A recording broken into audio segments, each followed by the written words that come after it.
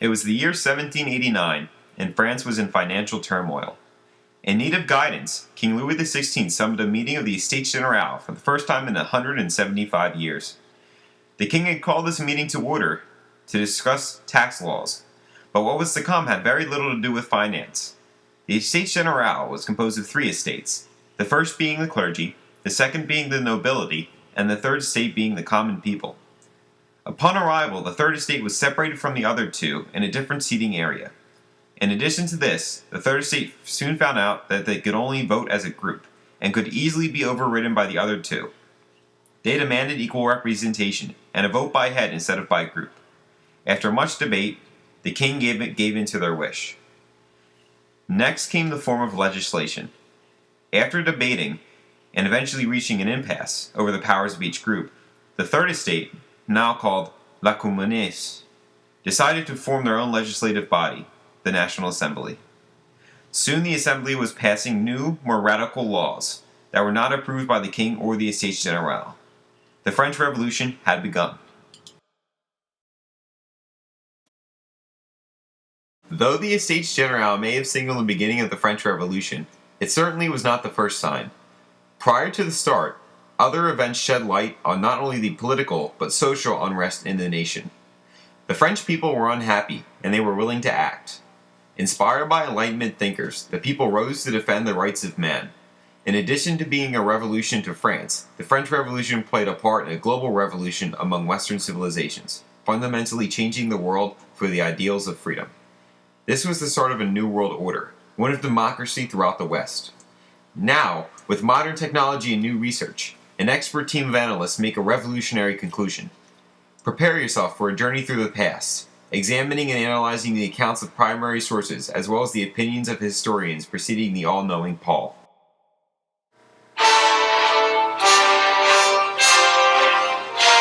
Long before the outbreak of the revolution, the seeds of unrest were planted. The French people had been dreaming of a revolution for many years. This was not only the result of economic troubles, but also a changing social structure. Evidence of a possible revolution was not invisible at the time. Historians have looked at the writings of one author, in particular, to observe the sentiments of the French people. It is the year 1787, and British agricultural writer Arthur Young has just begun a journey across France. But what he would encounter there had a much greater significance than crops. One opinion pervaded the whole company, that they are on the eve of some great revolution in the government, that everything points to it. The confusion of the finance is great, with a deficit impossible to provide for without the States General of the kingdom. Yet no idea is formed of what would be the consequence of their meeting. No minister existing or to be looked to in or out of power, with such decisive talents as to promise on any other remedy than palliative ones. A great ferment amongst all ranks of men, who are eager for some change without knowing what to do, look to, or to hope for, and a strong leaven of liberty increasing every hour since the American Revolution, altogether form a combination of circumstances that promise ere long to ferment into motion. Although this account is from Young's time in Paris, he visited many other cities and drew a similar consensus among them all, protecting the revolution before it even happened. What Young had accomplished in his time in France was very foresightful. He could sense and see the discontent of the people and knew it was only a matter of time until he reached their melting point. Yet, despite his vision of the future, Young could not understand the reason for the rebellion. He himself questioned why the French people were so enraged by the dissolution of the Parliament, maybe even more so than their lack of food and practical starvation. Beyond this, he questions if anyone is a leader of the revolution, and if so, are they the ones inspiring these ideas in the people? It seems as if Young asked more questions than he answered. France most certainly did have its fair share of economic problems, but another, more relevant topic pertains to the actual reason of the revolution, the social structure. Henri Peyer was an expert on the French Revolution up to his death in the 50s. He believed that the reason for the French Revolution was strictly social, and that the economy was hardly a factor. Revolt against one's lot, one must be aware of his wretched condition, which presupposes a certain intellectual and cultural level. One must have a clear conception of certain reforms that one would like to adapt. In short, one must be convinced, and it was on this point the books of the 18th century produced their effort, that things are not going well, that they might be better and that they will be better if the measures proposed by the reformist thinkers are put into practice. In order to revolt against one's lot, one must be aware of his wretched condition. What Pierre was saying was that the French really didn't have it worse off than any other nation at the time. There was food shortages in France and squalor, but not as bad as many other nations. You have to understand that the French were not some obscure people being treated with harsh punishments, but what the French people did have gave them a huge advantage: knowledge. With knowledge and new ideas, new governments were born in the minds of the French people. None of this would have been possible without the spread of the Enlightenment.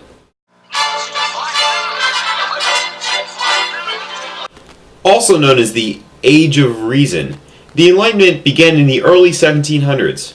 By definition, the Enlightenment was a philosophical movement characterized by the belief in the power of human reason. In other words, it was a time when people started to think for themselves. Imagine you're a peasant in France and there's a crop failure. Kaboom! You and your family are starving and dying. If you were living in the 13th century, you would accept your position and just continue to try to live your best. But in the 18th century, you look at the harsh position and think, why am I in this position if something can be done about it? Why is the government there to govern a people that it does not care about? That should change. The world has changed, and there is a rising middle class composed of artisans and merchants. The outdated system of government could not sustain the will of the French people.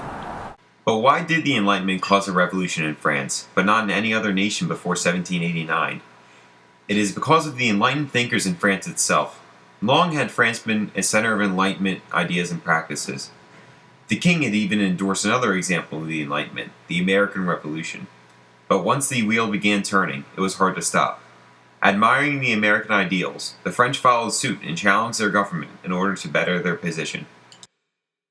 Cannons! Quick as you can, come on! Look blinded! Fall right first. Wait for it! Wait for it! Fire! But what was a band of rebels without a leader? The revolutionaries found their leader in the enlightened thinkers of France. Among them, one man in particular displayed his worth. It is September 5th, 1794, and the Jacobin Maximilien Robespierre stands upon the world's stage. It is a time of harsh national criticism. Robespierre decided it was time to define the revolution and show the French people what they had accomplished. We wish in a word to fulfill the requirements of nature. Yeah! To accomplish the destiny of mankind. Yeah! To make good the promises of philosophy. Whoa! That France, hitherto illustrious among slave states, France! France! France! France! France! France! France! may eclipse the glory of all free peoples that have existed, become the model of all nations. Oh, yeah! Yeah! France number one! That is our ambition, our aim! It's obvious here that France, after the First Revolution, viewed itself as better than the rest of the world, a sentiment they still hold to this day. The French people saw themselves as models of freedom, at least the revolutionaries did. Robespierre was their new leader. But being the leader of an intellectual movement comes at a price. In Robespierre's case, that price was blood. The reason he had been under such scrutiny was due to the actions he took defending the ideals of democracy. He accomplished this, in his own mind, by starting the Reign of Terror, a year-long massacre of anyone deemed a threat to France. Starting in September 1793 and going to July 1794, Robespierre sentenced nearly 25,000 people to death using a brutal machine. The guillotine dropped a huge blade down the neck of the victim, severing their head, or if the blade was not sharp enough, merely breaking their spine. Interestingly enough, it became known as the National Razor.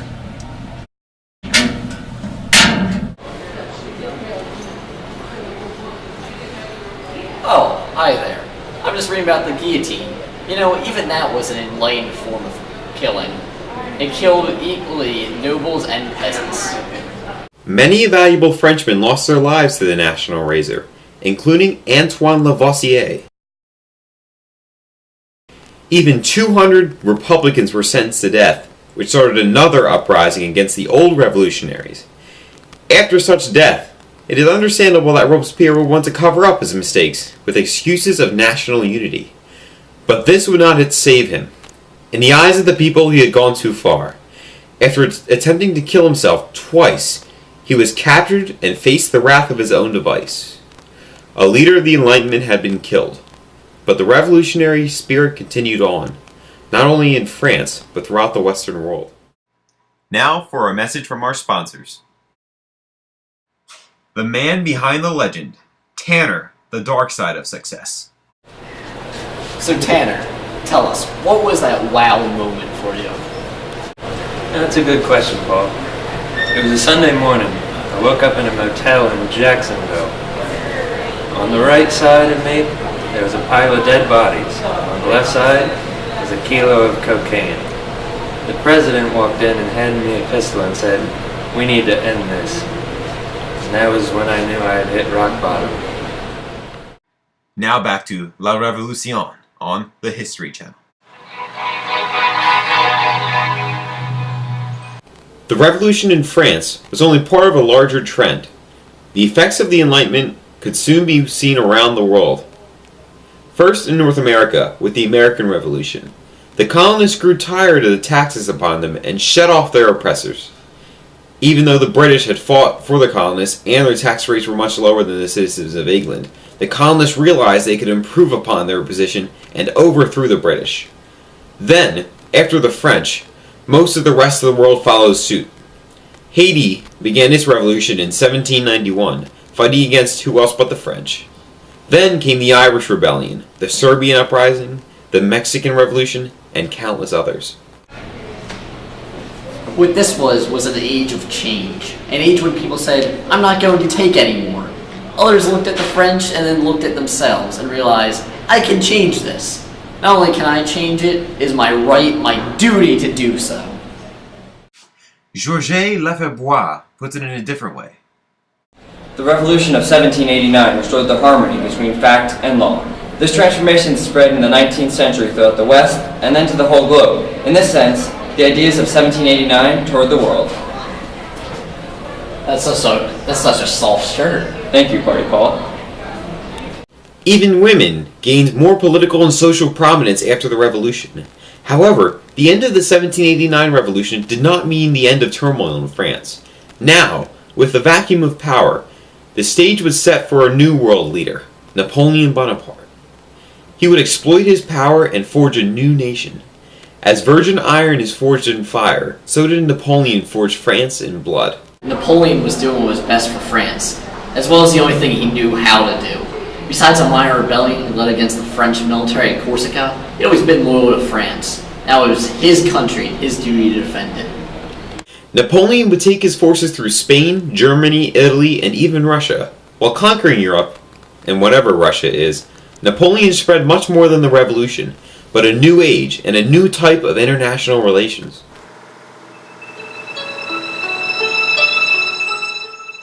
The French Revolution was a different kind of revolution, one of the people, for the people, and truly by the people. It was the poor and wretched overthrowing those above them. I think that historians will always look at the French Revolution, and every time they look at it, they will find something new. For example, we can observe now that it was a revolution caused by social circumstances and the Enlightenment, which was considered a ridiculous conclusion in the early 1900s. But that doesn't mean it's not true. We knew that the people were dissatisfied, and that the influence of the time gave them the guts to rise up and say, no more, vive la France. The world was a dynamic place, and France played its part in the changes taking place. From the Estates Generale to Robespierre to Napoleon, the French Revolution was a unique step in human history, inspired by the new philosophies at the time. Here's a sneak peek of La Révolution Extended Edition, available on Blu-ray and DVD. Oh, hi, I didn't see you there. Well, what time is it? Oh wow, it's time for the French fact of the day. Today's fact is brought to you by The Onion, the Atlas. Alright, let's see, where were we? Ah, here we are. Napoleon Bonaparte, or the littlest general, was a diminutive man no bigger than a thimble. He seized control of France with an adorable coup d'etat in 1799 while riding in the front shirt pocket of his first lieutenant. Napoleon drove the Austrians out of Lombardy. He also developed the Revolutionary War tactic of climbing inside one's opponent's mouth and eating through his vital organs. After successfully conquering half the world, Napoleon was captured in a butterfly net by the owner of a local traveling circus, and in May 1821, he drowned in a bowl of Vichy's. He was buried in a matchbox. Alright, well that pretty much sums it up for today. See you later.